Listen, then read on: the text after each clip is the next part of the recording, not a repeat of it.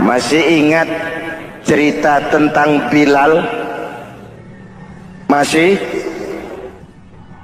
Mengulang kaji saja. Bilal itu budak sahaya. Ketika masuk Islam dipanggil oleh majikannya.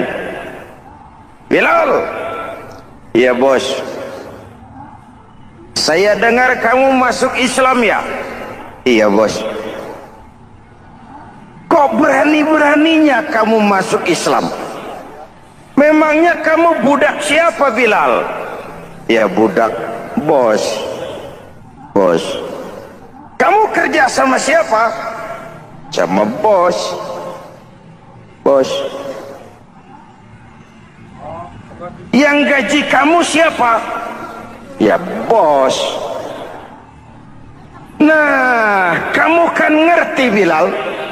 Kamu budak saya, kamu kerja dengan saya, yang gaji kamu saya, yang beri makan saya. Kenapa? Kok beraninya masuk Islam padahal kamu belum saya kasih izin? Bos, bos boleh beli badan saya, tapi jangan mimpi bisa membeli jiwa saya. Tuhan boleh kuasai badan saya, tapi jangan mimpi bisa menguasai keyakinan saya. Saya memang benar Tuhan yang gaji, tapi kan saya digaji, saya kerja. Kerja itu kewajiban saya, gaji itu hak saya. Soal keyakinan, jangan ikut campur bos. Kurang ajar kamu Bilal. Biarin. Bilal, begini saja. Kalau kau mau meninggalkan keyakinanmu, meninggalkan Allah Tuhanmu, kau akan kami merdekakan. Tapi kalau kau tetap dalam keyakinanmu, kamu akan saya siksa sampai mati. Bagaimana? Jangan mimpi bos. Lebih baik mati berkalang tanah daripada hidup bercermin bangkai. Biar saya gugur membela keyakinan daripada hidup jadi penjilat menjual akidah. Itu prinsip.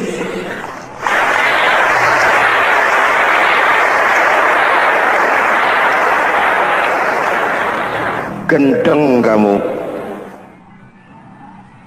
Ayo, siksa. Tangannya diikat, dihimpit dengan batu berat, dijemur dengan terik matahari padang pasir, terkelupas kulitnya, mengalir darah dari sekujur badannya, pecah bibirnya. Ayo Bilal, tetap bertuhan Allah dan kau akan mati di sini, atau kembali ke agama lama, kau jadi merdeka. Dari bibir yang pecah itu cuma keluar Allahu Ahad.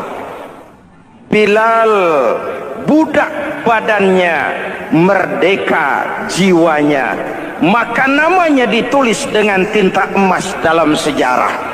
Kita zaman sekarang merdeka badan kita, tapi sering budak mental dan jiwa kita, maka sejarah tidak pernah mau mencatat kita.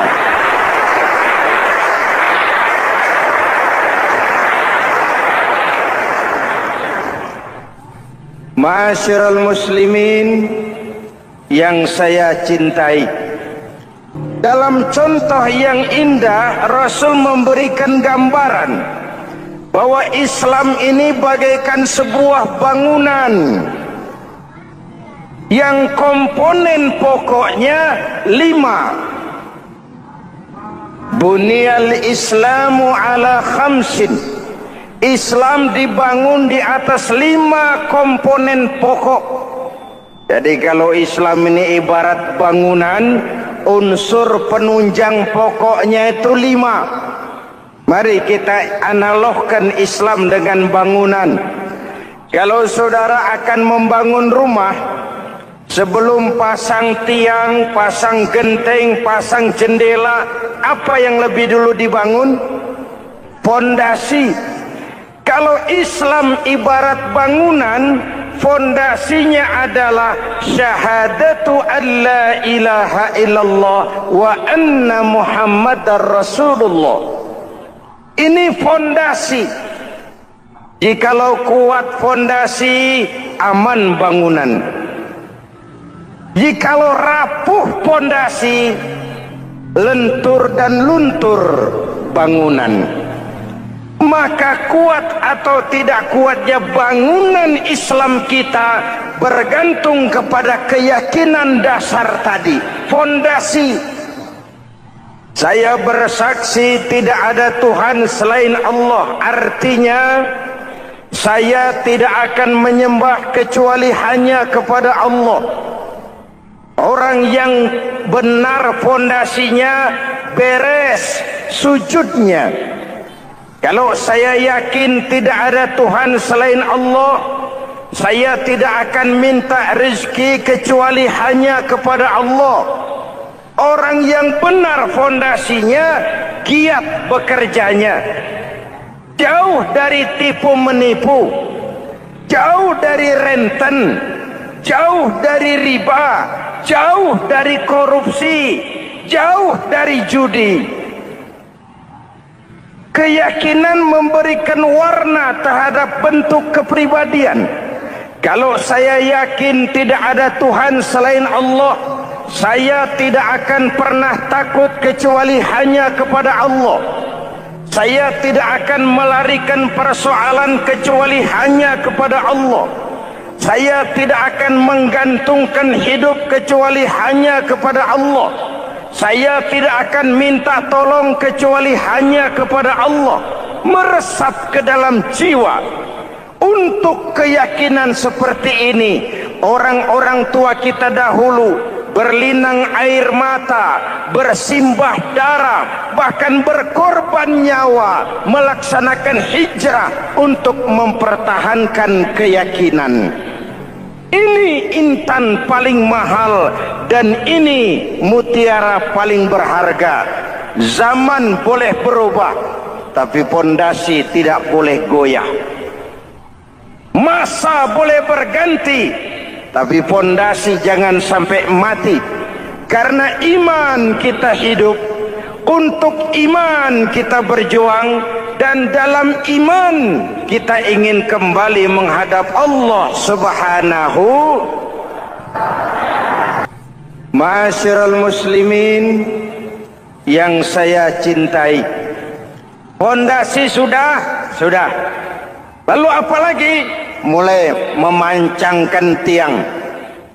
Tiangnya 5. Ada tiang namanya zuhur, asar, maghrib, subuh, isya. Tetapi agar bangunan menjadi kuat, ada tiang-tiang tambahan. Namanya rawatib dan nawafil. Rawatib itu ba'diyah atau qobliyah, nawafil itu di luar itu. Agar bangunan menjadi kuat, dibentuk pribadi lewat solat. Apa filsafatnya? Pertama, solat itu simbol penyerahan total kepada Allah. Kita ini sudah kontrak. Innallaha astara minal mu'minina anfusahum wa amwalahum bi anna lahumul jannah. Allah telah membeli dari orang-orang mukmin diri mereka, harta mereka, bagi mereka adalah surga. Penjual kita orang beriman, pembeli Allah, dagangannya amwal dan anfus, harganya adalah surga. Jelas? Penyerahan total itu dimulai dengan takbiratul ihram. Shalli fardal isya, Allahu akbar. Arahkan mata ke tempat kita sujud. Jangan lupa kalau sudah di atas, lupa dengan yang di bawah. Sudah jadi genteng, petatang peteteng di atas. Lalu bilang, merasa capek sendiri, kata genteng kepada tiang. Tiang, kamu sih enak, kata genteng. Saya setengah mati di atas. Kehujanan, kepanasan, kadang-kadang anak-anak nakal saya disambitin. Kata tiang, saudara genteng, ngomong jangan sembarangan ya. Kamu kira kamu bisa nongkrong dan nangkring di atas, itu gara-gara siapa genteng? Kan saya yang sokong dari bawah. Kamu jadi pejabat tinggi, jadi anggota ini, anggota itu. Kami rakyat yang angkat. Jangan sudah di atas kami ditekan.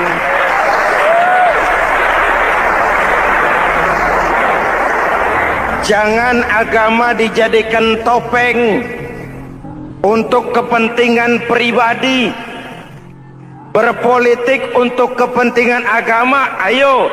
Tapi menjual agama untuk kepentingan politik, itu yang merusak agama.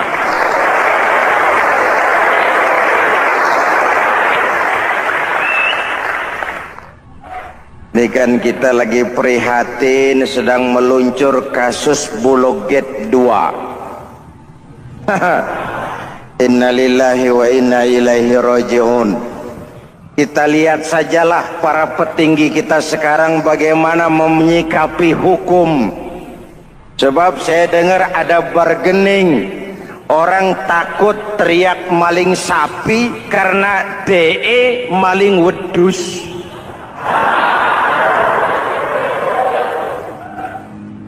Tidak berani teriak ada maling sapi karena dia maling kambing.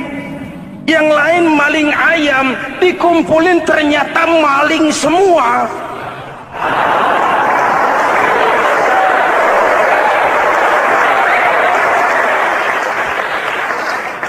Hadirin yang saya hormati, ini melukai rasa keadilan. Oleh karena itu, sholat mengajarkan kepada kita, dalam posisi berdiri, lihat tempat sujudmu. Jangan menteleng terus ke atas, lalu lupa dari mana kita berangkat. Itulah maknanya tawadhu, rendah hati, tidak melonjak angku dan sombong. Ada sebuah hadis Rasulullah bersabda, "Idza aradallahu biqaumin khairan." Apabila Allah menginginkan kebaikan kepada satu bangsa, apabila Allah menginginkan kebaikan kepada satu kelompok rakyat, walla alaihim khulama'uhum, maka yang naik jadi pemimpin adalah orang-orang yang santun, orang-orang yang lemah lembut, bukan orang yang menggunakan kekerasan dan tiran. Sedikit-sedikit main pecat, itu terlambat lahir. Mestinya lahir di zaman Hitler, mestinya lahir di zaman Benito Mussolini, atau kalau mau lebih klasik lagi, di zaman Fir'aun. Kalau Allah menginginkan kebaikan kepada satu masyarakat, satu bangsa, satu negara, naiklah orang-orang yang santun, yang ngayomi, yang menjadi solusi dan jalan keluar untuk kepentingan rakyatnya, mampu memberikan keteladanan. Tertarik dengan pidato Presiden Cina pada saat dilantik. Cina, Presiden Cina pasti tidak tahu Pancasila, pasti tidak kenal Islam, tapi pidato pelantikannya, berikan saya 100 peti mati, yang 99 akan saya pakai buat koruptor, yang satu akan saya pakai sendiri kalau kamu lihat saya tidak benar. Luar biasa.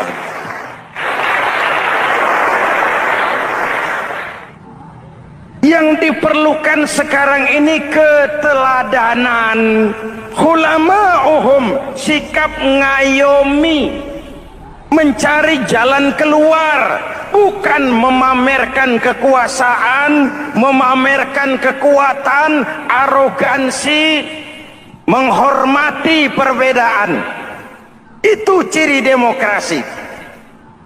Lalu wa qada bainahum ulama'uhum, yang memutuskan hukum adalah pakarnya, ulamanya, mengambil keputusan secara profesional sehingga rakyat beroleh apa yang namanya kepastian hukum, merasa hidup terlindungi, aman dan nyaman. Lalu yang ketiga, wa ja'alal mala fi askhiyaihim, peredaran harta, pergerakan ekonomi berada di tangan orang-orang yang pemurah, yang tidak mau kaya sendiri, tidak mau senyum di atas penderitaan orang lain, menari di atas bangkai saudaranya. Hadirin yang saya hormati, ini cirinya. Tapi sebaliknya kata Nabi, wa idza aradallahu biqaumin syarran, apabila Allah menghendaki kejelekan, keburukan bagi satu bangsa, walla alaihim sufahauhum, yang naik jadi pemimpin orang-orang durjana, orang-orang kurang ajar, tapi dipoles dengan topeng yang bagus.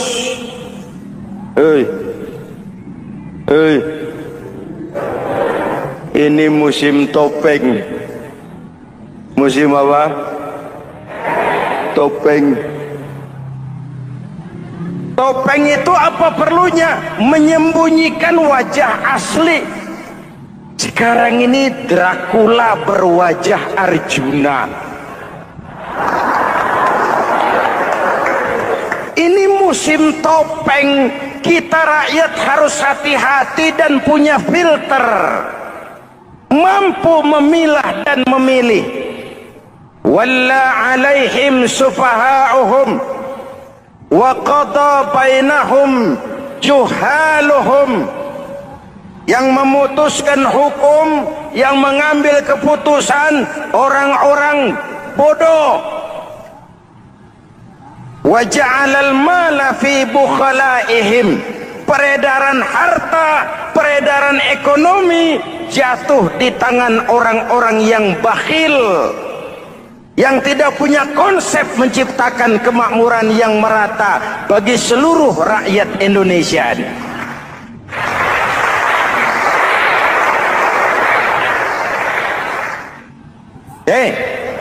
Kita kembali kepada tiang.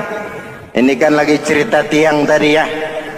Kalau sedang berdiri, lihat tempat sujud, jangan menteleng terus ke atas. Terserang penyakit tamak bin rakus alias serakah. Nah, selesai. Anggota badan yang paling terhormat ini kepala. Ketika sujud, sama rendahnya dengan telapak kaki. Allahu Akbar, yang besar cuma Allah. Apa bedanya saya dengan saudara? Tidak ada, kecuali saya ngomong saudara dengerin.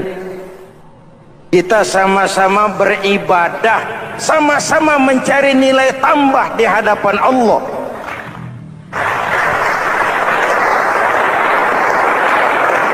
Apa saya lebih penting dari saudara? Belum tentu. Apa saya lebih hebat dari saudara? Belum tentu. Perasaan lebih penting, lebih hebat, lebih jago setan. Jelas? Ayo tundukkan kepala. Dia sama rendahnya dengan telapak kaki kita. Yang besar cuma Allah. Allahu Akbar. Lalu diakhiri dengan menebarkan salam. Assalamualaikum warahmatullah. Assalamualaikum warahmatullah. Menebarkan salam, mewujudkan rasa aman, damai, bukan menimbulkan keresahan.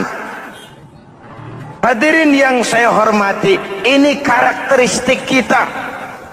Selesai sholat, kembali ke masyarakat, ajaran salam diterjemahkan. Apa? Rasulullah sallallahu alaihi wasallam bersabda, "Ufsus salam, wasilul arham, wa at'imut ta'am, wa sallu bil laili wan nas niyam, tadkhulul jannata bisalam." Pertama, ufsus salam, tebarkan salam. Tebarkan salam itu bukan cuma kalau ketemu orang assalamualaikum, assalamualaikum. Iya, itu zahirnya. Tetapi hidup di tengah masyarakat memberikan rasa aman, rasa damai, menjadi pengayom bagi lingkungan, menjadi rahmah bagi semesta. Dalam Islam jangankan manusia, binatang saja dilindungi kok. Betul? Betul? Coba kalau belajar istinja itu kan makruh buang air kecil di tanah yang berlubang. Kenapa? Pertama, melindungi binatang yang ada dalam lubang. Siapa tahu di lubang yang saudara kencingi ada semut sedang rapat.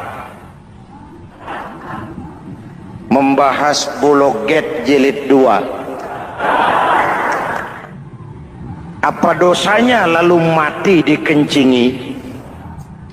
Ini namanya rahmatan lis semut. Binatang saja dilindungi. Ada hadis, kalau kamu menyembelih hewan, sembelilah dengan cara yang terbaik. Jangan menyembelih ayam dengan pisau tumpul. Ini ajaran apa? Ajaran tentang peri kebinatangan. Rahmatan, memberikan rahmah, salam, keselamatan dan kedamaian kepada masyarakat lingkungan. Itu misi seorang muslim.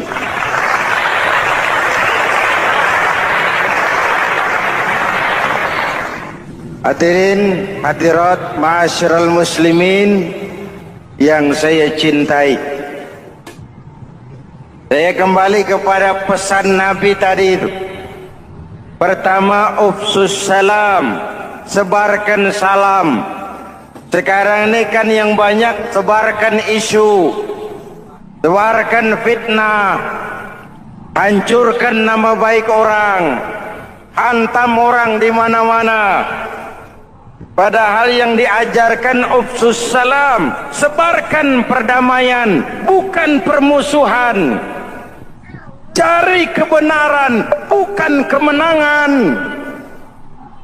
Lalu yang kedua, wasilul arham, sambungkan silaturahmi, tegakkan semangat kekeluargaan dan persaudaraan.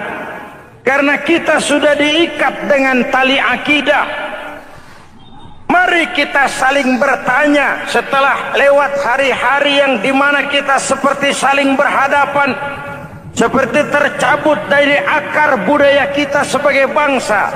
Semangat gotong royong, semangat kekeluargaan makin lentur dan luntur, dan perlu kita angkat kembali ke permukaan. Silul arham, sambungkan semangat silaturahmi. Wa at'imut ta'am, berikan makan orang-orang yang kelaparan, mempunyai kepekaan dan kepedulian. Jangan menari di atas penderitaan orang, jangan tersenyum di atas isak tangis tetangga. At'imut ta'am, mempunyai kepedulian yang tinggi. Wa sallu bil laili wan nasu niyam, bangunlah di keheningan malam ketika orang sedang tidur. Istilah saya kalau mau telepon Allah, Jangan lupa nomor teleponnya itu 44342. Jumlahnya 17. Zuhur, asar, maghrib, isya, subuh 44342. Jangan ragu-ragu. Kalau angka cukup, telepon sambung. Kalau angka kurang, hati-hati salah sambung. Pak, mau sambung yang lebih cepat bagaimana? Bisa. Selain nomor itu, coba pakai sambungan langsung jarak jauh. Namanya SLJJ. Kapan? Tengah malam. Kenapa tengah malam? Lebih murah. Lebih murah. Saluran kosong, telepon jarang yang pakai, orang banyak tidur. Wa minal laili fatahajjad bihi nafilatan lak asa ayyab'atsaka rabbuka maqaman mahmuda. Nun, di keheningan malam bangun. Seperti bapak-bapak, ibu sering bangun tengah malam ya bu? Ya. Ngapain? Kalau bangun tengah malamnya sih saya percaya, cuma urusannya apa? Kira bangun tengah malam mau tahajud, malaikat sudah mau nulis, cuma buang air kecil. Tidur lagi. Hampir salah tulis saya.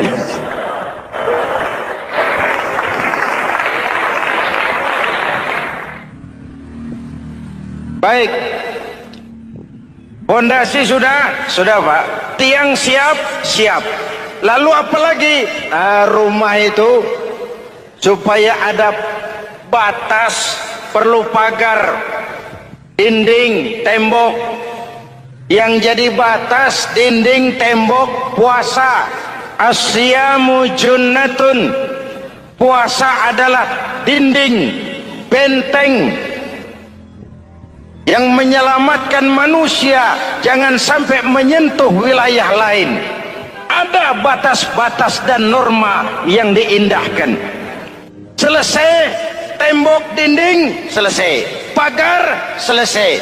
Lah rumah itu supaya bersih kan harus ada kamar mandi, jendela, pintu yang fungsinya membersihkan. Zakat, kalau dia zakatul mal, dia bersihkan harta kita. Kalau dia zakatul fitrah, dia bersihkan jiwa kita. Kalau dia zakatul tijarah, dia bersihkan bisnis kita. Kalau dia zakatul ma'adin, dia bersihkan barang tambang kita. Karena itu dalam kitab-kitab fikih dikatakan zakat itu adalah harta yang tu'khazu min aghniyaihim wa turaddu ila fuqaraihim. Diambil dari yang kaya, diserahkan kepada yang miskin. Innalillahi wa inna ilaihi raji'un.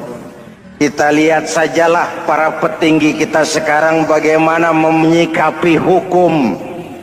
Sebab saya dengar ada bargaining. Orang takut teriak maling sapi karena DE maling wedus.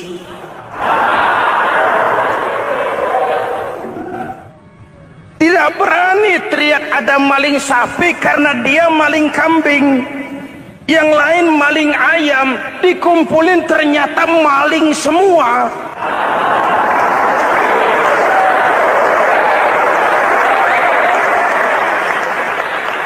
Muhammadin wa ala alihi wa sahbihi ajma'in, amma ba'du.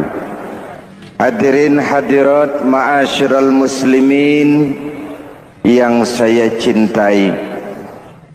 Ada sebuah cerita pendek seorang pengendara sepeda motor ditangkap oleh Pak Polisi, lalu diperiksa. Ini motor siapa? Pinjam Pak. Helm? Pinjam. SIM? Pinjam. Kata Pak Polisi, tidak boleh begini. Marah yang naik sepeda motor. Pak Polisi bagaimana? Kok tidak boleh? Yang punya saja bilang boleh.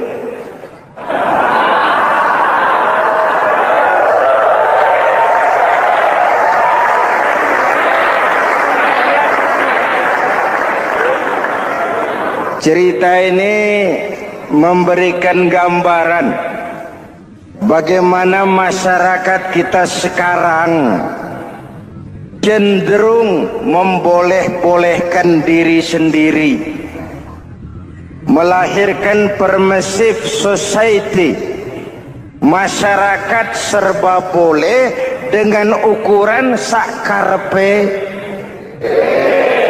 dewe. Itu sebabnya agama diturunkan. Dalam contoh yang indah, Rasul memberikan gambaran bahwa Islam ini bagaikan sebuah bangunan yang komponen pokoknya 5. Bunyal Islamu ala khamsin. Islam dibangun di atas 5 komponen pokok. Jadi kalau Islam ini ibarat bangunan, unsur penunjang pokoknya itu 5. Mari kita analogkan Islam dengan bangunan. Kalau saudara akan membangun rumah, sebelum pasang tiang, pasang genteng, pasang jendela, apa yang lebih dulu dibangun? Fondasi. Kalau Islam ibarat bangunan, fondasinya adalah syahadatu an la ilaha illallah wa anna muhammadar rasulullah. Ini fondasi. Jikalau kuat fondasi, aman bangunan. Jikalau rapuh fondasi, lentur dan luntur bangunan. Maka kuat atau tidak kuatnya bangunan Islam kita bergantung kepada keyakinan dasar tadi, fondasi. Saya bersaksi tidak ada Tuhan selain Allah. Artinya saya tidak akan menyembah kecuali hanya kepada Allah. Orang yang benar fondasinya beres sujudnya. Kalau saya yakin tidak ada Tuhan selain Allah, saya tidak akan minta rezeki kecuali hanya kepada Allah. Orang yang benar fondasinya, giat bekerjanya, jauh dari tipu menipu, jauh dari renten, jauh dari riba, jauh dari korupsi, jauh dari judi. Keyakinan memberikan warna terhadap bentuk kepribadian. Kalau saya yakin tidak ada Tuhan selain Allah, saya tidak akan pernah takut kecuali hanya kepada Allah. Saya tidak akan melarikan persoalan kecuali hanya kepada Allah. Saya tidak akan menggantungkan hidup kecuali hanya kepada Allah. Saya tidak akan minta tolong kecuali hanya kepada Allah. Meresap ke dalam jiwa. Untuk keyakinan seperti ini, orang-orang tua kita dahulu berlinang air mata, bersimbah darah, bahkan berkorban nyawa, melaksanakan hijrah untuk mempertahankan keyakinan. Ini intan paling mahal dan ini mutiara paling berharga. Zaman boleh berubah, tapi pondasi tidak boleh goyah. Masa boleh berganti, tapi pondasi jangan sampai mati. Karena iman kita hidup, Untuk iman kita berjuang, dan dalam iman kita ingin kembali menghadap Allah Subhanahu. Masih ingat cerita tentang Bilal? Masih? Mengulang kaji saja. Bilal itu budak sahaya. Ketika masuk Islam, dipanggil oleh majikannya. Bilal, iya bos, saya dengar kamu masuk Islam ya? Iya bos. Kok berani-beraninya kamu masuk Islam? Memangnya kamu budak siapa Bilal? Ya budak bos. Bos.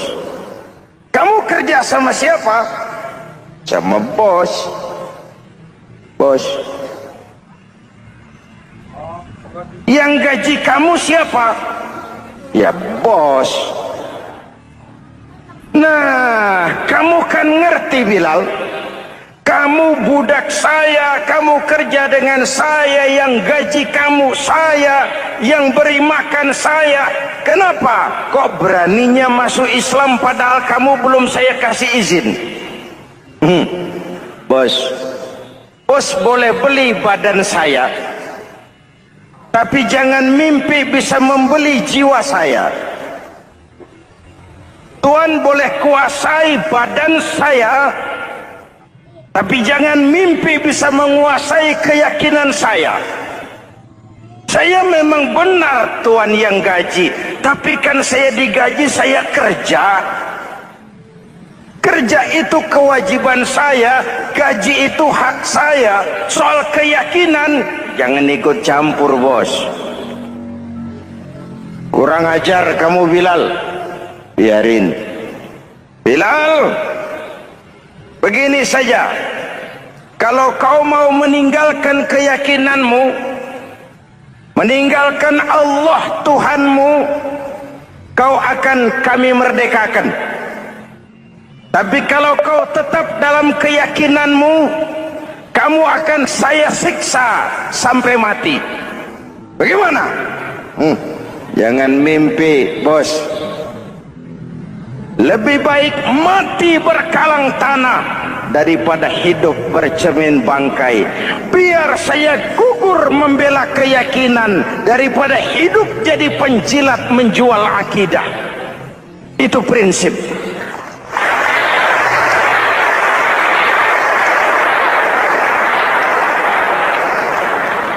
Gendeng kamu. Ayo, siksa. Tangannya diikat, dihimpit dengan batu berat, dijemur dengan terik matahari padang pasir, terkelupas kulitnya, mengalir darah dari sekujur badannya, pecah bibirnya. Ayo Bilal, tetap bertuhan Allah dan kau akan mati di sini, atau kembali ke agama lama, kau jadi merdeka. Dari bibir yang pecah itu cuma keluar Allahu Ahad. Bilal budak badannya, merdeka jiwanya, maka namanya ditulis dengan tinta emas dalam sejarah. Kita zaman sekarang merdeka badan kita, tapi sering budak mental dan jiwa kita, maka sejarah tidak pernah mau mencatat kita.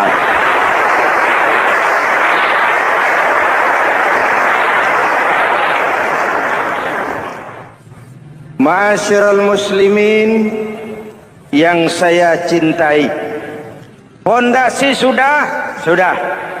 Lalu apalagi? Mulai memancangkan tiang. Tiangnya 5. Ada tiang namanya zuhur, asar, maghrib, subuh, isya. Tetapi agar bangunan menjadi kuat, ada tiang-tiang tambahan. Namanya rawatib dan nawafil. Rawatib itu ba'diyah atau qobliyah, nawafil itu di luar itu.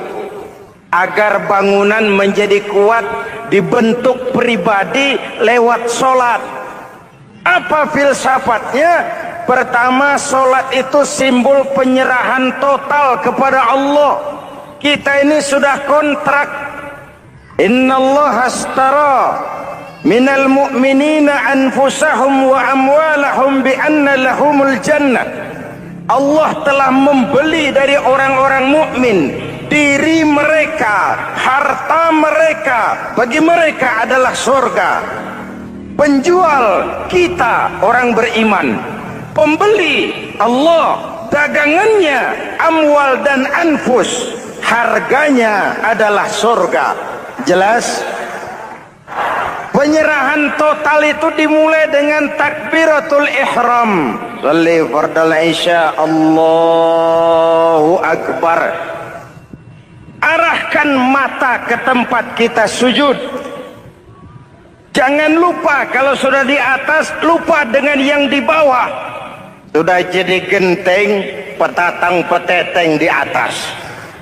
Lalu bilang, merasa capek sendiri, kata genteng kepada tiang. Tiang, kamu sih enak, kata genteng. Saya setengah mati di atas. Kehujanan, kepanasan, kadang-kadang anak-anak nakal saya disambitin. Kata tiang, saudara genteng, ngomong jangan sembarangan ya. Kamu kira kamu bisa nongkrong dan nangkring di atas, itu gara-gara siapa genteng? Kan saya yang sokong dari bawah. Kamu jadi pejabat tinggi, jadi anggota ini, anggota itu. Kami rakyat yang angkat. Jangan sudah di atas kami ditekan.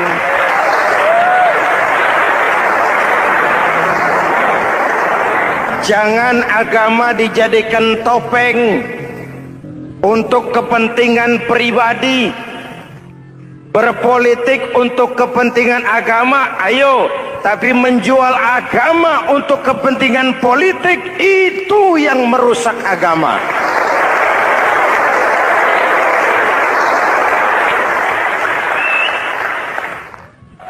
Ini kan kita lagi prihatin sedang meluncur kasus Bulog Gate 2. Innalillahi wa inna ilaihi raji'un. Kita lihat sajalah para petinggi kita sekarang bagaimana menyikapi hukum. Sebab saya dengar ada bargaining. Orang takut teriak maling sapi karena DE maling wedus.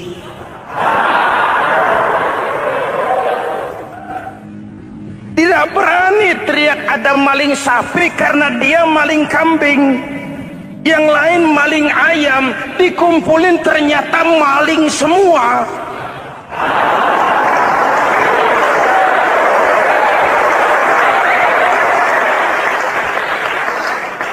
Hadirin yang saya hormati, ini melukai rasa keadilan. Oleh karena itu, sholat mengajarkan kepada kita, dalam posisi berdiri, lihat tempat sujudmu. Jangan menteleng terus ke atas. Lalu lupa dari mana kita berangkat. Itulah maknanya.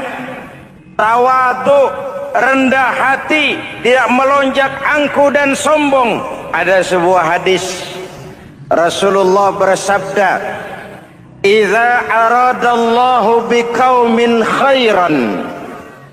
Apabila Allah menginginkan kebaikan kepada satu bangsa, apabila Allah menginginkan kebaikan kepada satu kelompok rakyat, walla alaihim khulama'uhum, maka yang naik jadi pemimpin adalah orang-orang yang santun, orang-orang yang lemah lembut, bukan orang yang menggunakan kekerasan dan tiran. Sedikit-sedikit main pecat, itu terlambat lahir. Mestinya lahir di zaman Hitler, mestinya lahir di zaman Benito Mussolini, atau kalau mau lebih klasik lagi di zaman Fir'aun. Kalau Allah menginginkan kebaikan kepada satu masyarakat, satu bangsa, satu negara, naiklah orang-orang yang santun, yang ngayomi, yang menjadi solusi dan jalan keluar untuk kepentingan rakyatnya, mampu memberikan keteladanan. Tertarik dengan pidato Presiden Cina pada saat dilantik. Presiden Cina pasti tidak tahu Pancasila, pasti tidak kenal Islam, tapi pidato pelantikannya, berikan saya 100 peti mati, yang 99 akan saya pakai buat koruptor, yang satu akan saya pakai sendiri kalau kamu lihat saya tidak benar. Luar biasa.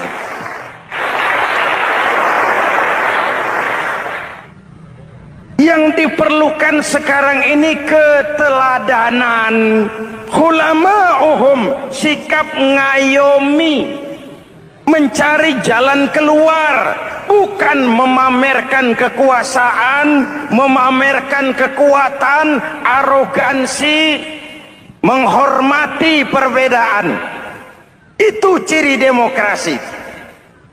Lalu wa qada bainahum ulama'uhum, yang memutuskan hukum adalah pakarnya, ulamanya, mengambil keputusan secara profesional sehingga rakyat beroleh apa yang namanya kepastian hukum, merasa hidup terlindungi, aman dan nyaman. Lalu yang ketiga,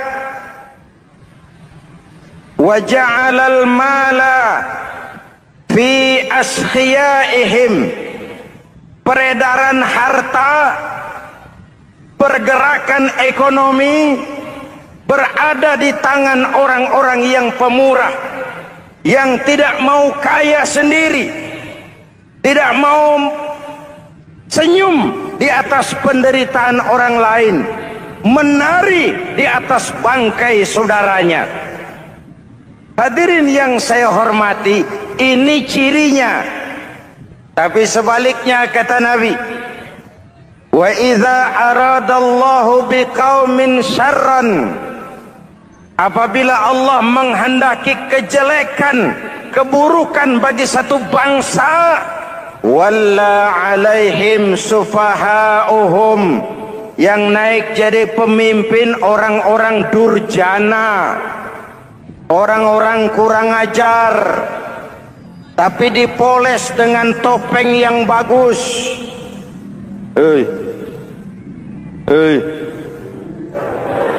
Ini musim topeng. Musim apa? Topeng.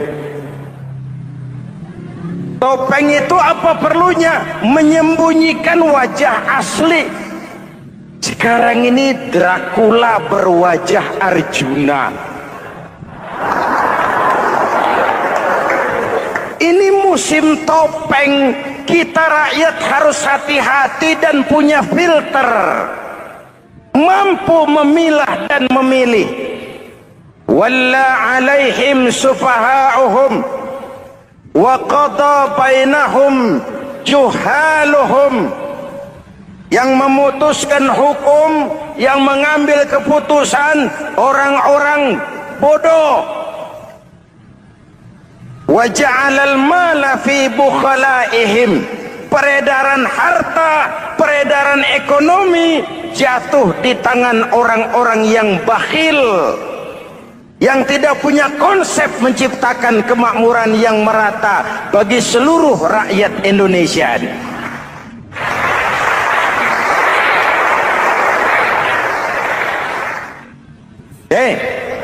Kita kembali kepada tiang Ini kan lagi cerita tiang tadi ya. Kalau sedang berdiri, lihat tempat sujud, jangan menteleng terus ke atas. Terserang penyakit tamak bin rakus alias serakah. Nah, selesai. Anggota badan yang paling terhormat ini kepala. Ketika sujud, sama rendahnya dengan telapak kaki. Allahu Akbar, yang besar cuma Allah. Apa bedanya saya dengan saudara? Tidak ada, kecuali saya ngomong saudara dengerin. Kita sama-sama beribadah, sama-sama mencari nilai tambah di hadapan Allah.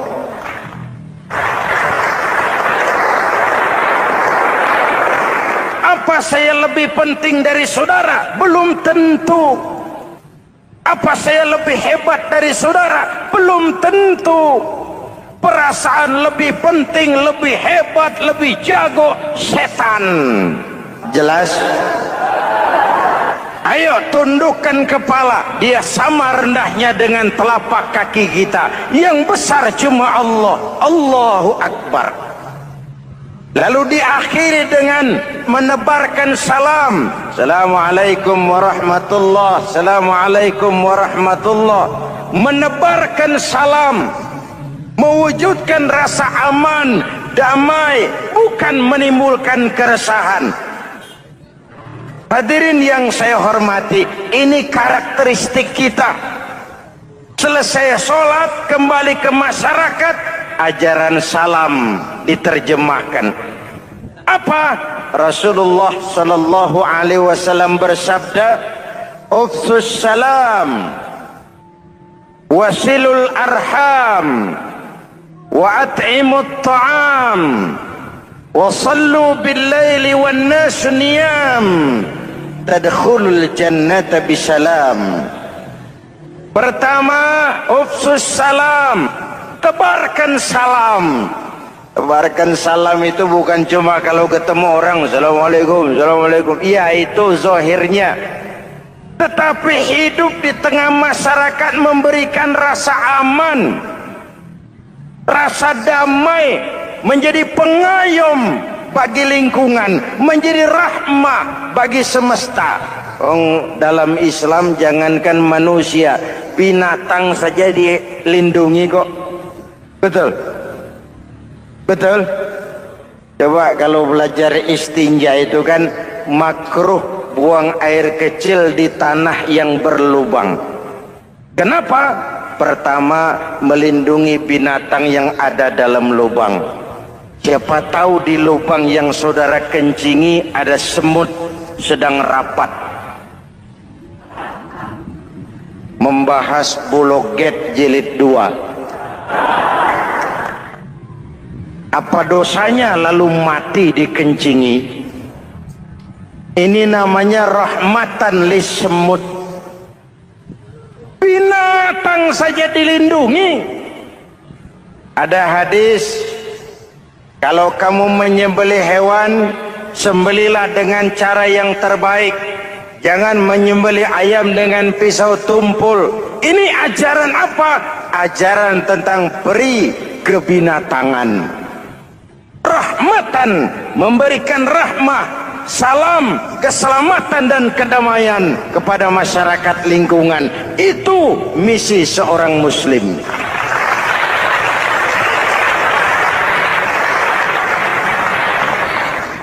Hadirin hadirat ma'asyiral muslimin yang saya cintai, saya kembali kepada pesan Nabi tadi itu. Pertama, ufsus salam, sebarkan salam. Sekarang ini kan yang banyak sebarkan isu, sebarkan fitnah, hancurkan nama baik orang, hantam orang di mana-mana. Padahal yang diajarkan ufsus salam, sebarkan perdamaian, bukan permusuhan. Cari kebenaran, bukan kemenangan. Lalu yang kedua, wasilul arham, sambungkan silaturahmi, tegakkan semangat kekeluargaan dan persaudaraan. Karena kita sudah diikat dengan tali akidah. Mari kita saling bertanya setelah lewat hari-hari yang dimana kita seperti saling berhadapan, seperti tercabut dari akar budaya kita sebagai bangsa. Semangat gotong royong, semangat kekeluargaan makin lentur dan luntur, dan perlu kita angkat kembali ke permukaan. Silul arham, sambungkan semangat silaturahmi.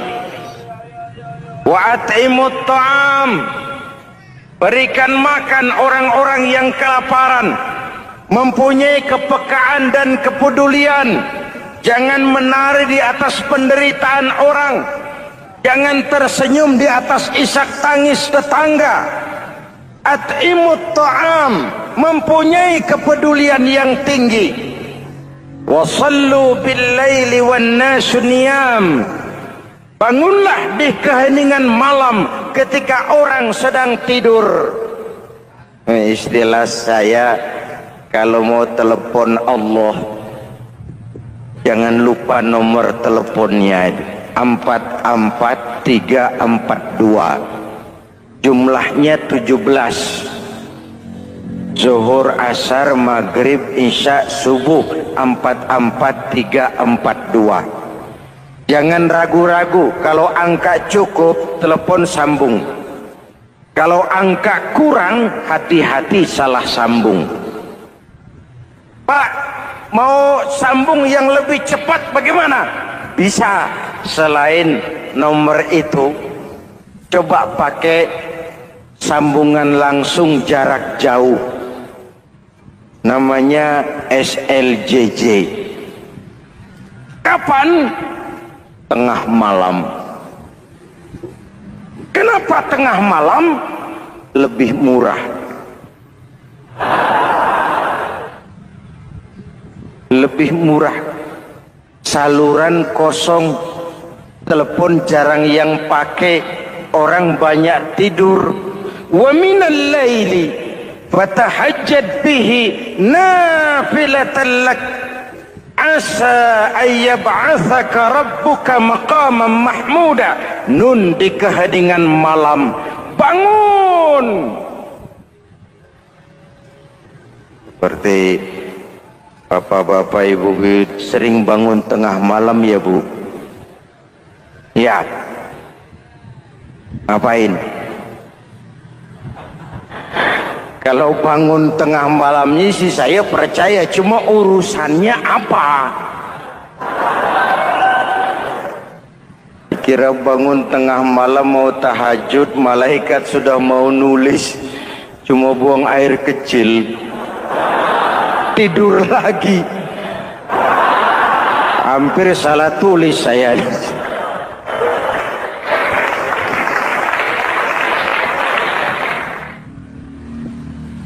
Baik, fondasi sudah Pak, tiang siap. Lalu apa lagi? Rumah itu supaya ada batas, perlu pagar, dinding, tembok. Yang jadi batas, dinding, tembok, puasa. Asyamu junnatun, puasa adalah dinding, benteng yang menyelamatkan manusia jangan sampai menyentuh wilayah lain. Ada batas-batas dan norma yang diindahkan. Selesai tembok, dinding, selesai pagar, selesai. Lah rumah itu supaya bersih kan harus ada kamar mandi, jendela, pintu yang fungsinya membersihkan. Zakat, kalau dia zakatul mal, dia bersihkan harta kita. Kalau dia zakatul fitrah, dia bersihkan jiwa kita. Kalau dia zakatul tijarah, dia bersihkan bisnis kita. Kalau dia zakatul ma'adin, dia bersihkan barang tambang kita. Karena itu dalam kitab-kitab fikih dikatakan zakat itu adalah harta yang tu'khazu min aghniyaihim wa turaddu ila fuqaraihim, diambil dari yang kaya diserahkan kepada yang miskin. Ada orang menyangka bahwa bahagia itu kalau dia mendapatkan harta yang sebanyak-banyaknya. Siapa yang banyak harta, dialah raja. Apa yang dia mau seluruhnya bisa dibeli. Keamanannya dia bisa menyewa petugas. Seluruh fasilitas untuk menyenangkan kehidupannya bisa dibeli. Pendeknya, hartalah segala-galanya dalam kehidupan. Sampai ada pepatah mengatakan, innad darahima fil amakini kulliha taksur rijala mahabatan wa jalala. Sesungguhnya harta, dinar, dirham, uang di mana-mana selalu bikin hebat orang yang memilikinya. Coba lihat, orang yang punya duit sama yang enggak punya duit, jangan gaya hidupnya, gaya jalannya aja lain. Wahia lisanun liman arada fasahatan, wahia silahun liman arada qitala. Uang adalah senjata yang paling ampuh bagi orang yang mau pergi perang, dan lidah yang paling fasih bagi orang yang mau bicara. Kalau bicara dengan lidah macet, cobalah bicara dengan harta, lancar. Sampai ada pepatah demikian, segalanya bisa diatur dengan harta. Maka di kalangan orang yang berpandangan semacam itu, seluruh kegiatan hidupnya hanya terfokus kepada bagaimana mengumpulkan harta yang sebanyak-banyaknya. Tidak peduli halal haram, tidak kenal sore pagi siang dan malam, tidak sempat sujud, jauh dari agama, jauh dari kehidupan yang bersifat ruhaniyah, jauh dari Allah dan sebagainya. Sampai dalam Al-Quran dikelompokkan dalam kelompok yang dinamakan lumazah. Allazi jama'a malahu wa'addadah yahsabu anna malahu akhladah. Mereka mengumpul-ngumpulkan harta sebanyak-banyaknya dan menyangka bahwa harta yang banyak itu dapat mengekalkan hidupnya, mengekalkan kekayaannya, mengekalkan kebahagiaannya. Saudara hadirin yang berbahagia, kalau pandangan hidup ini benar, artinya kalau harta memang merupakan satu-satunya hal yang dapat membuat orang bahagia, tentu di rumah mewah tidak akan pernah ada tangis derita. Tentu di satu tempat di mana fasilitas hidup serba menunjang tidak ada yang namanya penderitaan. Tapi suka dan duka, sedih dan gembira, senyum dan tawa adalah milik setiap orang, baik dia punya harta maupun dia tidak punya harta. Nyatalah bahwa harta semata-mata bukan merupakan jaminan bahwa orang akan bahagia. Walaupun tanpa harta orang sulit untuk bahagia. Saya mau cerita, ada orang super kaya, namanya Aristotle Onesimus, raja tanker Yunani. Dia punya kapal tanker saja konon sampai 11 banyaknya. Punya perusahaan penerbangan yang disebut Olympic Airlines. Punya hotel di berbagai kota besar di dunia ini, sejak dari New York, London, Paris, Rome dan sebagainya. Bahkan punya pulau yang dia namakan Pulau Scorpio. Ini kan namanya sudah kaya nggak tanggung-tanggung, punya pulau. Nah, dia punya 2 orang anak, yang satu laki-laki namanya Alexander, yang satu perempuan namanya Maria Onesimus. Seluruh harapannya tertumpah kepada anak lakinya Alexander ini, yang akan meneruskan usahanya, meneruskan kekayaannya, meneruskan dinastinya. Apa yang terjadi? Ternyata anak yang dia harapkan yang bernama Alexander ini mati muda dalam kecelakaan pada waktu dia olahraga. Apa olahraganya? Namanya olahraga anak orang kaya, golongan jet set. Olahraganya olahraga pesawat terbang. Jatuh, ya nggak kapungut, habis mati. Tinggal satu anak perempuannya, Maria Onesimus. Tapi anak perempuan ini juga malah urakan. Terakhir dia pacaran bahkan kemudian kawin sama orang Rusia. Rupanya Aristotle Onassis ini broken. Kekayaannya yang berlimpah ruah, perusahaannya yang begitu banyak, siapa yang akan meneruskan? Siapa yang akan menggantikan? Sampai kemudian dia mengurung diri di Pulau Scorpio dan mati di sana secara mengenaskan.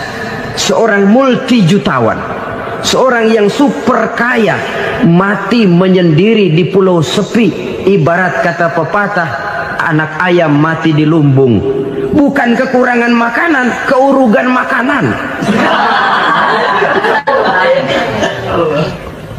Apa sih yang menyebabkan orang lalu tidak bisa menahan diri sehingga menimbulkan dampak negatif yang merugikan manusia itu sendiri?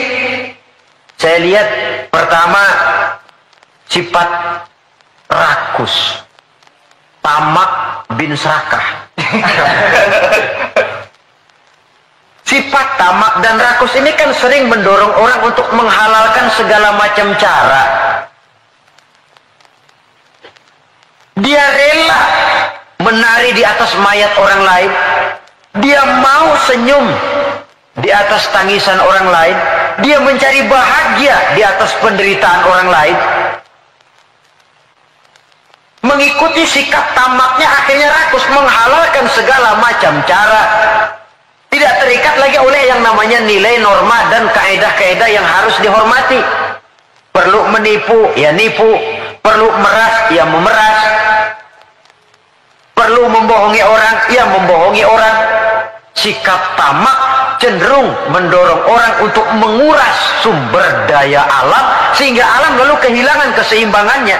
Ketika terjadi musibah, sasaran utama tentu manusia sendiri. Karena tamak, orang nggak sanggup lagi menjaga anggota badannya. Tangan seambil-ambilnya, mulut seomong-omongnya, mata selihat-lihatnya, mulut semakan-makannya, perut seisi-isinya. Tidak lagi selektif. Sedangkan kita orang Islam ini umat yang selektif.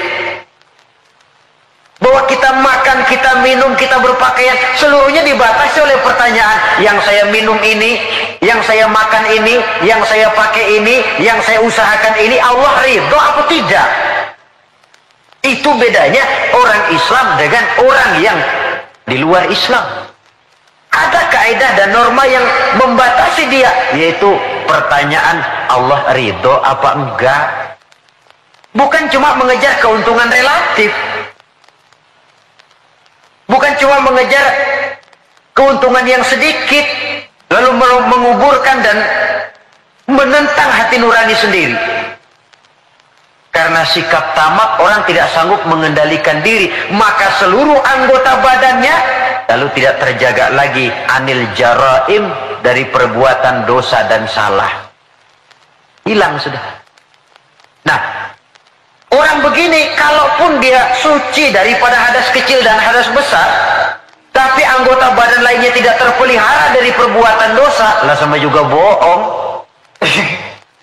Hadas kecil nggak punya, hadas besar nggak punya, wudhu sering tapi nyolong jalan terus. Mulutnya fitnah orang, suka betul, gunjing orang, iya. Makan yang haram, iya. Nipu orang lain, iya. Itu namanya tidak menjaga anggota badan dari kotoran-kotoran yang abstrak. Ini yang saya lihat penyebab pertama, sikap tamak. Yang kedua, sikap materialistis. Ini merupakan pemacu paling utama. Sikap materialistis yang ideologinya biasanya ideologi perut ini. Hidup cuma isi perut. Karena itu materi tujuan utama. Kalau perlu nipu, nipu. Kalau perlu ngebohongin orang, ngebohongin orang. Kalau perlu korupsi, korupsi. Sampai sekarang ini bukan cuma buku, bahkan sampai kepada hak cipta, sampai kepada produksi, sampai kepada hal-hal yang berkaitan dengan hubungan dengan dakwah, masih terkena yang namanya bajakan. Dan yang aneh bahwa ya tahu itu barang bajakan, toh masih ada saja yang mau jual. Ini kalau tidak didorong oleh sikap materialistis mengejar keuntungan relatif dengan menekan perasaan pribadi, sudah merugikan orang lain, merugikan teman, gak soal. Bahwa dia menari di atas penderitaan orang, bahwa dia senyum di atas bangkai saudaranya misalnya, bukan soal bagi dia. Yang penting target materi tercapai. Kalau sudah kemarilah cara berpikir orang. Bukan saja dia menginjak hak azasi daripada orang lain, tapi dia sudah menjerumuskan dirinya sendiri. Mungkin dia, orang macam ini, terlepas dari pengadilan dunia, tapi tidak seorang pun yang akan lepas dari pengadilan Qadhi Rabbul Jalil, di mana akan diputar seluruh film kegiatan hidup kita, sejak dari yang sekecil-kecilnya sampai kepada yang sebesar-besarnya. Apalagi di zaman di mana orang sekarang ini gampang nekat, merasa didlek, buntu, apalagi di belakang dia lihat merasa ada backingnya, jaluknya jadi naik, kepalanya jadi besar, hidungnya jadi mekar, lalu membusungkan dada, timbul sikap sombong dan cenderung menganggap enteng kepada orang lain. Padahal kalau sudah ada kecenderungan menganggap remeh dan enteng orang lain, itu tandanya orang sudah mulai kehilangan kepercayaan kepada dirinya sendiri. Karena itu Islam mengajarkan la yu'minu ahadukum hatta yuhibba li akhihi ma yuhibba li nafsihi. Belum sempurna iman kamu sampai kamu cinta kepada saudaramu sebagaimana kamu cinta kepada dirimu sendiri. Artinya apa ini? Mengukur orang lain dengan diri sendiri. Kalau orang lain tanpa salah saya tempeleng, sakit nggak? Sakit. Saya pun begitu. Kalau orang lain tanpa salah difitnah, sakitkah dia? Sakit. Saya pun begitu. Yang tidak enak terjadi pada diri saya akan begitu juga kalau terjadi pada diri orang lain. Maka pertimbangannya adalah diri sendiri. Kalau sudah ke sana cara berpikir orang, dia nggak brutal, nggak lalu ingin mengejar keuntungan karena sikap tamak dan rakus, lalu mengabaikan rasa persaudaraan, rasa persatuan, rasa solidaritas. Yang penting uang masuk. Mungkin di dunia banyak pihak bisa kita kelabuin, tapi sanggupkah kita ngebohongin Allah? Mungkin banyak saksi ada charge yang kita bayar bisa meringankan kita, tapi sanggupkah kita mencari saksi ada charge di akhirat nanti? Keyakinan semacam ini yang membatasi pola dan gaya seorang muslim dalam menjalani kehidupan. Dia berupaya menjaga kebersihan, setelah kebersihan badannya, kebersihan anggota badannya dari perbuatan yang mengundang salah dan dosa. Setelah sikap materialis, saya lihat lagi yang mendorong orang tidak sanggup mengendalikan diri dan menjaga diri dari kotoran tadi. Apa? Takabur dan kurangnya rasa malu. Kalau tidak punya rasa malu sama sekali. Ini membudayakan rasa malu zaman sekarang saya anggap penting ini. Di saat nilai bergeser, prinsip orang sekarang sudah prinsip hidup cuek sih. Kenal cuek? Cuek kenal nggak? Sebodoh teing sama orang lain. Malah ada pepatah Arab yang saya lihat banyak dipakai orang sekarang. Bul ala zamzam fatu araf katanya. Kencingi air zam-zam nanti kamu terkenal. Artinya kalau pengen terkenal bikin yang aneh-aneh. Sumur zam-zam dikencingin, tuh bakal terkenal seluruh dunia. Orang kenal, gila benar tuh sumur zam-zam dikencingin. Terkenal tapi terkenal nggak benarnya. Nah orang nggak peduli benar apa nggak benar, yang penting terkenal dulu. Istilahnya biar tekor asal nyohor. Artinya kalau pengen cepat terkenal, bikin yang aneh-aneh. Pakaian yang aneh-aneh, rambut yang aneh-aneh, gaya jalan yang aneh-aneh, cara bergaul yang aneh-aneh. Makin dianggap aneh, makin cepat terkenal. Kalau dulu kita dianggap aneh kan malu, risih rasanya, riskan. Orang apa sih kamu pada ngeliatin gua, ada yang gak beres apa? Sekarang malah sengaja dicari yang paling aneh dan demonstratif. Demonstratif. Membudayakan rasa malu ini saya anggap cukup mendesak zaman sekarang ini. Sebab ini termasuk salah satu sumber etika. Pejabat tahu malu, pengusaha tahu malu, organisasi tahu malu, pemimpin tahu malu, orang tua tahu malu, anak muda tahu malu, remaja tahu malu. Apalagi kalau mau bercermin kepada Rasulullah sallallahu alaihi wasallam. Imam Abu Ja'far Al-Barzanji menceritakan akhlak Nabi itu, wa kana sallallahu alaihi wasallam syadidal haya. Beliau orangnya sangat pemalu. Dari saking malunya saja, pernah ketika remaja diajak memperbaiki Ka'bah naik ke atas, jubahnya tersingkap angin, kakinya kelihatan dengan orang di bawah, beliau turun muka pucat merah, keringat bercucuran karena kakinya kelihatan oleh orang di bawah, padahal orang yang di bawah laki-laki semua, malu. Saya lihat zaman sekarang malu nomor 18. Yang penting nyohor dulu. Kalau masih ada rasa malu kan masih ada semacam nilai yang harus kita indahkan. Tapi kalau sudah nggak ada rasa malu, tidak ada rasa menyesal, tidak ada rasa telah melakukan sesuatu yang tidak baik, itu akibatnya kalau sudah kehilangan rasa malu. Saudara-saudara kaum muslimin yang berbahagia, apa nasibnya agama umat ini kalau kita sudah kehilangan rasa malu? Perbuatan apa yang tidak akan negatif dan tidak akan mengarah setidak-tidaknya kepada perbuatan negatif kalau kita sudah tidak punya rasa malu? Nah, kalau orang sudah nggak punya rasa malu, sudah nggak punya timbangan, karenanya cuek. Tahu cuek? Masa bodoh aja dah. Orang mau bilang apa kek, yang penting kan untung, yang penting kan duit masuk, yang penting kan terkenal. Sehingga jangan heran kalau sekarang di kampung-kampung walau orang pakai baju kayak mau mentas di televisi saja, padahal nggak kemana-mana.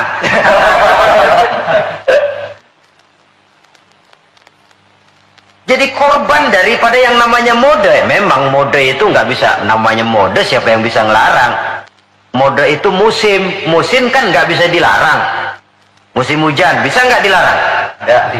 Tidak bisa dilarang. Kalau sudah datang ya datang. Musimnya habis. Musim rambutan nggak bisa dilarang, nggak boleh musim rambutan, ya tetap saja. Tapi kalau musimnya sudah habis ya habis. Mode juga begitu, nggak bisa dilarang. Nanti gilirannya habis ya habis saja. Dulu pernah itu anak muda mode ya, bikin celana bawahnya kecil bener, botol aja nggak masuk. Emang lagi mode semuanya celana begitu. Habis musimnya habis. Ubah lagi ganti mode, bawahnya lebar, cutbray katanya, jangan botol, monyet masuk. Modelnya habis. Taruhlah musim nggak bisa dilarang, cuma sekurang-kurangnya kalau ada rasa malu kan kita bisa mantesin diri. Ini yang penting. Sehingga halakam ru'un lam ya'rif qadrahu, kata orang. Celaka orang kalau nggak tahu kedudukan harga dirinya. Saya ini siapa, tinggal di mana, bawa gaya macam itu pantas apa enggak? Saya ini dagang, teman saya juga dagang. Kalau dengan cara begini wajar apa enggak? Bagaimana masa depan daripada kekompakan, kesatuan dan persatuan? Dia pencipta, ini pencipta. Kalau saya jiplak hak ciptanya, bagaimana nantinya? Tahu diri, lalu ada ukuran, timbul rasa malu. Nah kalau sudah ke sana, sikap menghormati orang lain, lalu pun timbul karenanya membudayakan rasa malu. Sebab syarat jadi orang kalau punya malu, nggak punya malu kurang syarat jadi orang. Kesimpulannya sekali lagi, tanpa harta orang memang sulit untuk bahagia. Tapi harta semata-mata tidak merupakan jaminan orang akan bahagia. Dengan hati yang luas, itu modal utama untuk mencapai kebahagiaan hidup. Orang yang hatinya luas, saudara-saudara, punya hati yang lapang, melihat kenyataan hidup ini, dia bersyukur senantiasa kepada Allah. Lantas tidak timbul hasud dan iri hatinya. Oleh karena itu jiwanya selalu lapang. Kalau tidak, cupik hati namanya, dangkal pandangan, tidak senang melihat orang lain dapat nikmat, dan itu sering dijadikan contoh.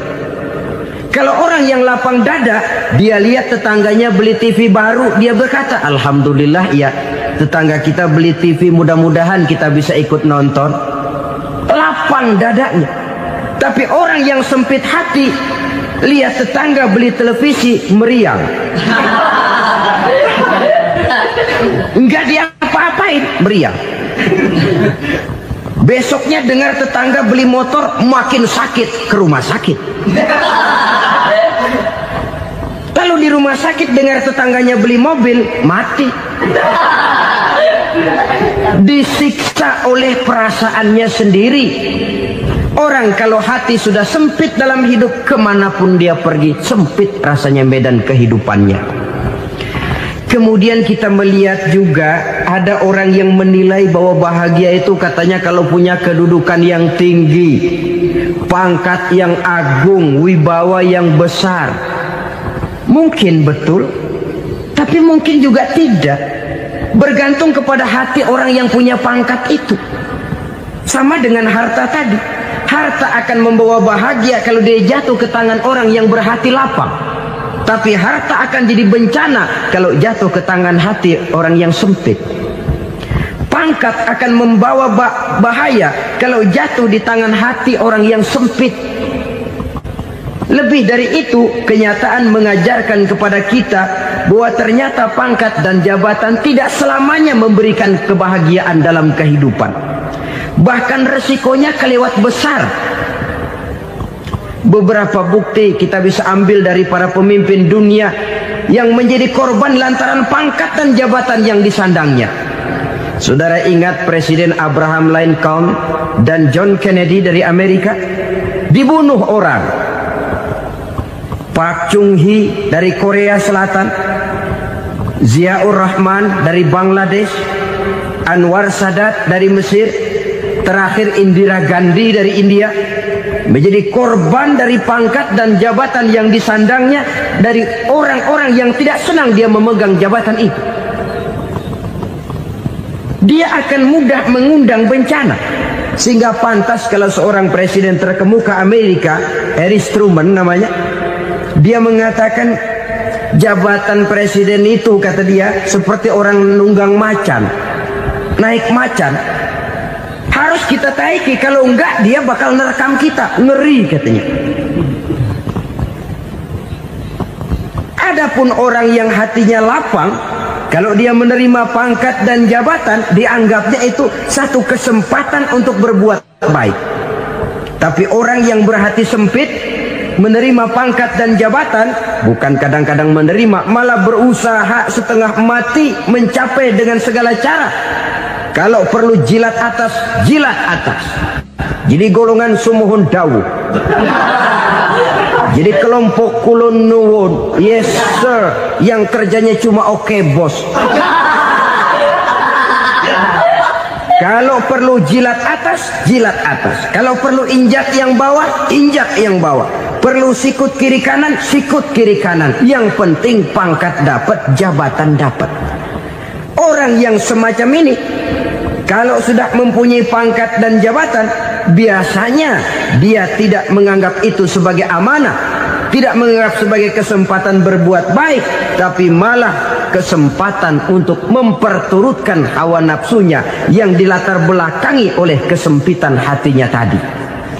Apalagi kalau orang memperoleh pangkat karena banyak mengeluarkan uang. Seakan-akan pangkat dan jabatan itu sekarang macam proyek, pakai tender. Siapa yang berani bayar segini, naik. Nggak berani, minggir. Padahal logikanya, kalau orang mencapai satu jabatan karena banyak mengeluarkan uang, hampir bisa dipastikan bahwa setelah jabatan itu dia pegang, langkah pertama yang akan dilakukannya ialah berusaha bagaimana uang yang dia keluarkan supaya kembali. Ya paling kurang pulang modal dulu dong. Soal mikirin rakyat soal nanti, tapi ini modal harus pulang. Itu celakanya kalau orang memperoleh pangkat dan jabatan cuma karena banyak mengeluarkan uang. Jarang orang yang mempunyai keyakinan dan pandangan bahwa pangkat dan jabatan merupakan amanah. Jadi sekali lagi, pangkat dan jabatan mungkin saja membawa kebahagiaan kalau jatuh ke tangan orang yang berhati lapang. Tapi bisa jadi bencana kalau dia jatuh ke tangan orang yang mempunyai hati yang sempit. Dan lagi-lagi stresnya hati yang lapang. Lalu sebagian orang, saudara, ada yang berpandangan katanya bahagia itu kalau jadi orang terkenal, mempunyai popularitas, menjadi idola di kalangan remaja, di kalangan orang tua, di segala lapisan masyarakat. Padahal makin populer orang makin terikat dia. Ya kalau macam kita ini kan nggak punya nama, nggak populer, tengah malam buta mau nongkrong di warung Tegal aman. Tapi pangkat, jabatan, kedudukan, popularitas menyebabkan kita diikat dengan berbagai macam peraturan. Cuma mandi sama ke WC saja yang nggak dikawal.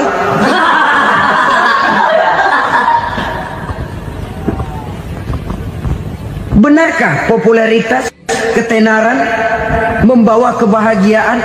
Mungkin, ya, tapi mungkin juga tidak. Kenapa? Banyak orang-orang populer yang mengakhiri hidupnya secara tragis. Kita ambil beberapa nama. Di Amerika tahun 60-an ada bintang seksi paling terkenal yang dijuluki seks bom. Bom seks. Sampai sekarang jadi legenda, namanya Marilyn Monroe. Singkatan double-nya itu inisialnya MM, Marilyn Monroe. Terkenal, top, sampai dia mati tahun 62. Namanya sekarang masih saja dibicarakan orang. Kenapa dia bunuh diri? Tidak punya hartakah dia? Banyak. Kurang populerkah dia? Seluruh dunia mengenalnya. Sejak rakyat kecil sampai pejabat tinggi dia punya hubungan. Kenapa? Jenuh. Dia terlahir dalam keadaan yatim. Setelah itu tidak lama dia berangkat remaja, ibunya meninggal. Pindah dari wanita asuh ke wanita asuh sampai 12 orang ibu angkatnya. Dan kekecewaan yang paling parah, setiap laki-laki yang dekat dengannya hanya seperti kapal berlabuh.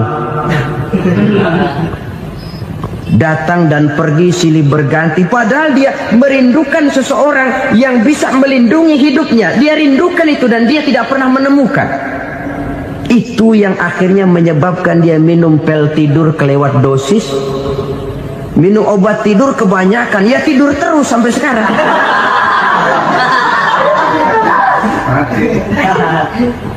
Dia mengakui, saya telah memiliki ketenaran, tapi saya tidak pernah hidup dalam ketenaran itu. Saya pandai main sandiwara, tapi saya ingin hidup dalam alam yang real sebagaimana umumnya orang. Itu yang dia rindukan. Menyusul jejak yang namanya Marilyn Monroe ini, Billie Holiday, saudara kenal tentu. Di rumah sakit dirawat. Dia juga minum obat overdosis, mati lagi. Jimi Hendrix minum obat tidur overdosis kelewat batas, mati lagi. Lalu yang menghanyutkan diri di danau, Janis Joplin dan Brian John. Ini orang-orang populer, orang-orang terkemuka yang mengakhiri hidup secara tragis. Bukan karena tidak terkenal, mungkin karena sudah saking terkenalnya. Contoh paling belakangan, Bruce Lee. Wah, ini tukang-tukang keprok tentu kenal siapa dia. Sampai sekarang pun tabir kematiannya masih merupakan misteri. Dan yang masih hidup juga menunjukkan gejala yang aneh.